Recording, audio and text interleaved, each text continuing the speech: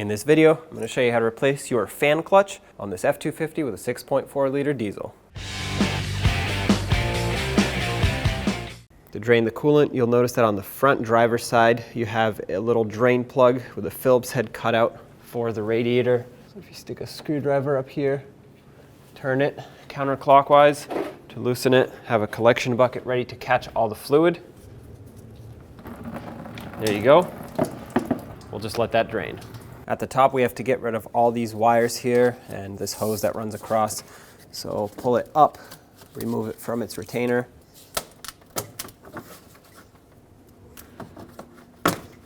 Okay, move it out of the way. This right here is a vacuum hose. It's a small one, so be careful not to break it. Remove the main power wire.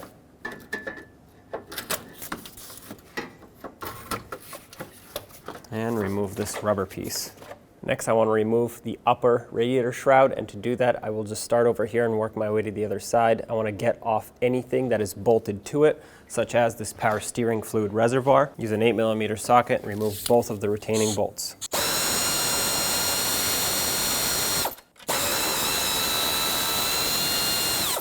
Now you can push this away. To get a little bit more clearance for this reservoir, I want to take out the upper radiator hose. To do that, you need a pick or a pocket screwdriver. I'm going to choose a pick because it'll be easier. And with that pick, all you have to do is just pull out on this retaining clip. Make sure you don't lose it, because sometimes these go flying and you're going to want to save it. Looks like the clip can't come out completely, so I'm going to take out this 8mm bolt so I can kind of maneuver the shroud out of the way. There we go. Now I can take this out completely, wiggle the radiator hose, and break it free off of the radiator. Now be careful because this fitting is plastic, so you don't want to tap it with a hammer if it's stuck. Just work it back and forth. If you break this, you're going to need a new hose. Okay. This is pretty tight on here. Okay, try to get it off completely. Now back to this tank, pull up on it. It's just clipped into the upper shroud as a like a push down clip. So if you pull up on it, there we go, it unhooks and you can move it away. You also have this line that's attached to it. You could take it off. I'm going to try and see if it gives me more room. It might not, but I think it's worth a shot.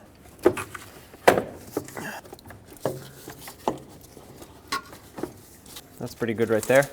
We'll leave all of this as is. I have my battery removed so you can see, otherwise I could not get you a clear shot. But if you look straight down underneath that power steering reservoir, you'll see this 8mm bolt, which holds the upper to the lower fan shroud. Get yourself a long extension, sneak a socket down there, and let's remove it. Gonna have to block your view to take this out, but if you have a magnet, it's also a lot easier because you can come in from the top. There it is. Same on the other side, one bolt up top, one down there. This one will be easier to get to because there's no power steering reservoir in the way. On the back of the shroud, you also have this, which is bolted on with a 10mm bolt. Remove it. You could unplug it and disconnect the vacuum hose, but why disturb the connections when you can just remove the bolt? Pull it out of the way, leave it connected, and push it aside. Now pull up on the upper fan shroud, and you should be able to get it out of your way.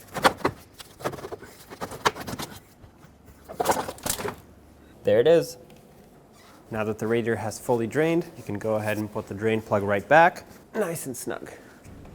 On the back side of the fan shroud, remove that red connector and unplug the fan clutch. Next, you're going to want a fan clutch tool. Looks like this. This one happens to be 1 inch and 7/8 in diameter. You want to go down onto the hex cutout of that fan clutch. This one is reverse thread. So basically you have to tighten in order to actually loosen it. Give it a couple taps.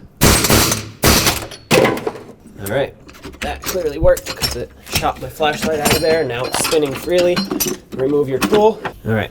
As you can see, this is coming off of the water pump, so that's perfect. However, before I take it off completely, we need to unbolt the fan shroud. To do that, it's kind of difficult to show you because of the limited space, but you'll see that there's a 13mm nut in that corner, one on the other corner. Right here you can see it if you spin the fan blades, and then there are 2 bolts at the bottom. It looks exactly like that. It's just at the bottom. So basically, if this was a square and not round, there would be 1 in each corner. Let's remove all 4 of those, and then the fan and the fan shroud come up as 1 unit.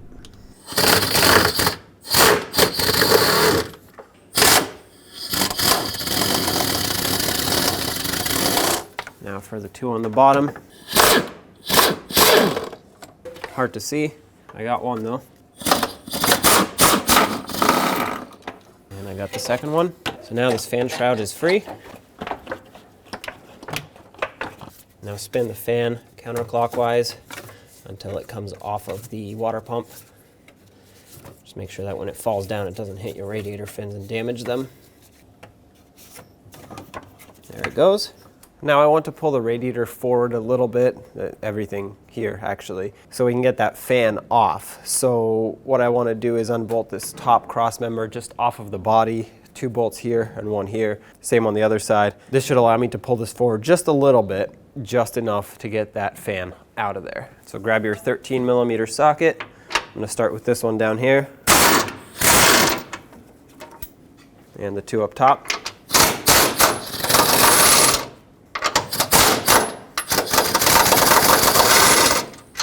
Do the same to this side over here.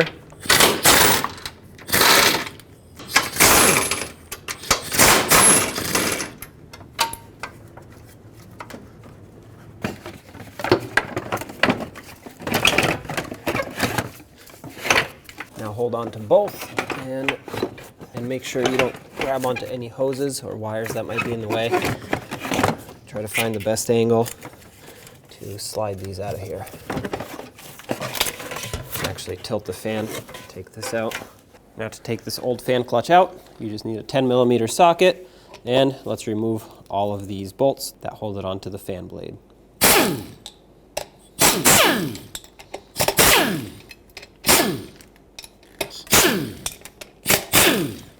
Lift the fan off, set it aside, and there's your old fan clutch. Discard this, and let's put on the new one. Make sure it faces the same way. You don't want the fan being upside down on it like that. Line up all the bolt holes. Doesn't really have a specific orientation. They're all symmetrical. Start the bolts in, and then we'll just make sure they're nice and snug.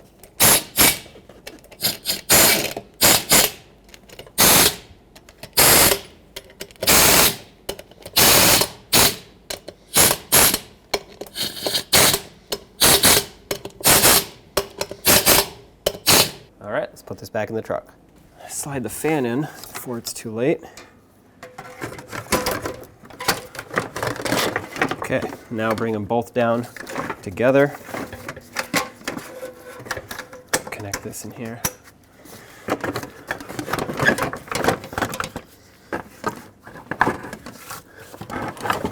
Okay, and then at the bottom, make sure that the rubber flap goes underneath this lower fan shroud. That's what seals it up so the air can get pulled through the radiator. I'm going to start the 2 nuts on the top in. That way I can have it secured up here. Once I start these in, I'm going to push it back, get the 2 lower ones in, and then I'll put the fan on. All right, this one's bottomed out. Now it's going to stay in place. I'm going to start this one on. I'm not going to bother bottoming it out by hand. I just want to get the thread started so that it doesn't come off. And there we go. Now I'll start the bottom, which is pretty much impossible for me to show you. But again, it looks just like the top, except it's on the bottom.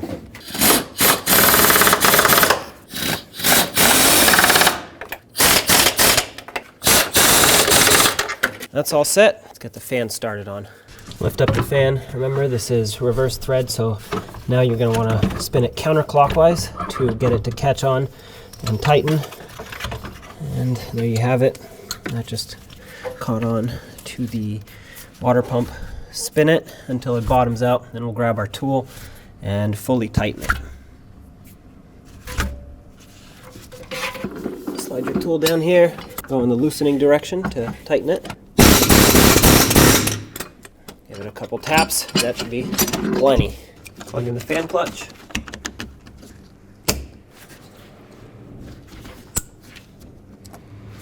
Put this cross member back, line up the bolt holes.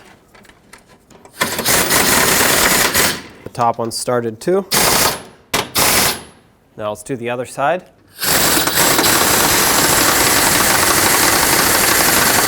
Get these close.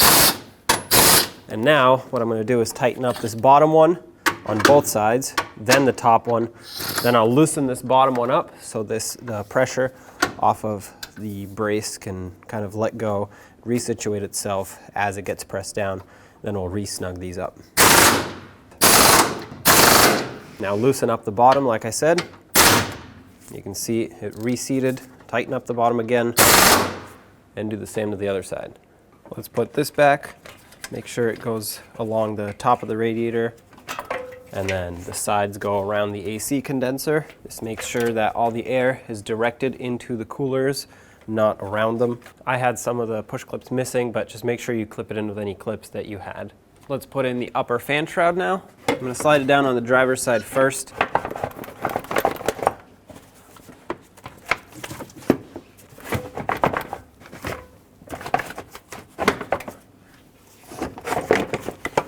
There we go. Let's reconnect the upper radiator hose.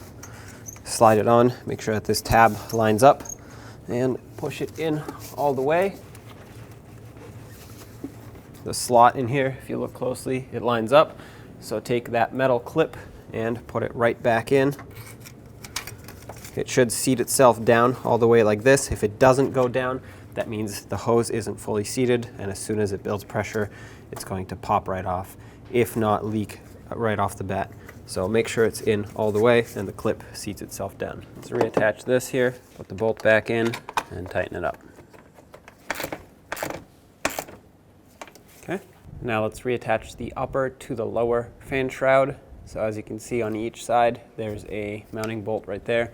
I'm going to start with this one because it lines up perfectly.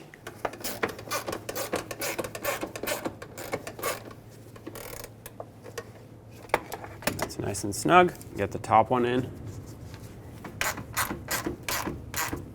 And let's do the other side. Okay, so this one was a little trickier. Stick a pry bar in here and kind of guide that lower shield in place, the lower fan shroud. All right, just make sure it's nice and tight. Do the same to the top one. Now bring the power steering reservoir up, and remember it has to slide up more than you think it needs to because it has to hook into the fan shroud down there. Tighten it up.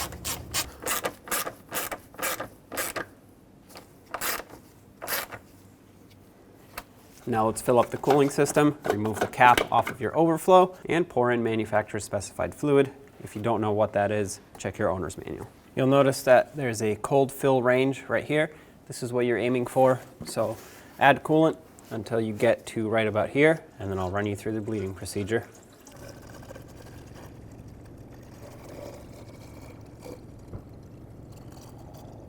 Okay, as you can see, the level rose to right at the top of the full line, the cold full line that is, and I want to leave it here, not at the minimum of the fill, because there is still air in the system. As you can see, it's actively bubbling through this hose. So I'm going to let this sit for about 10 minutes. I'm going to clean up my mess, whatever I spilt here. I'll check it again, and then we will run the vehicle. If you wanted to help the process along, you can massage the radiator hoses. As you can see, every time I do that, it bubbles up a lot.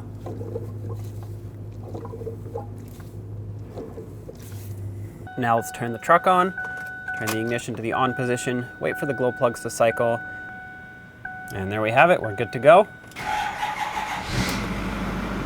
Perfect, starts right up. Now we want to come over to the HVAC controls, put the heat all the way on high, blower on medium, and we'll make it blow on the vents. That way I can feel the heat coming through as it warms up. We want to make sure that we get heat in the cab. If there is no heat coming in through the cab, that means your heater core still has air in it. Obviously, pay attention to your temperature gauge. It's not going to put out any heat until it warms up. But if you don't have heat in your cab and it's fully warmed up, you have air in the system. So shut the truck off, let it sit. Maybe do another bleed procedure after that, and the air should go away. Pay attention to your coolant level. Right now it's here at the minimum line of the cold fill. Obviously as it heats up, it's going to rise up. If you wanted to leave the cap open, go ahead, do it now while the engine's cold. Once it runs for 5 or 10 minutes, do not touch that cap, don't open it. It will be under pressure. relieving the pressure will sometimes help push the air out, not always though. And once we shut it off and it's at full operating temperature, we'll come back here and make sure that the level hasn't dropped too far. If it has, we'll top it back off. All right, at this point, I have plenty of heat coming through the vents. It is not warmed up fully, but I am inside in a garage, so I'm gonna shut it off, pull it outside, take it for a test drive, make sure it gets nice and warm, and then come back and check the coolant level. So at this point, you can go ahead and take it for a road test, and you should be all set. When only the best will do, demand TRQ. The only company that lets you view before you do. TRQ is committed to offering the highest quality aftermarket auto parts that are engineered for peace of mind. Thanks for using and viewing with TRQ.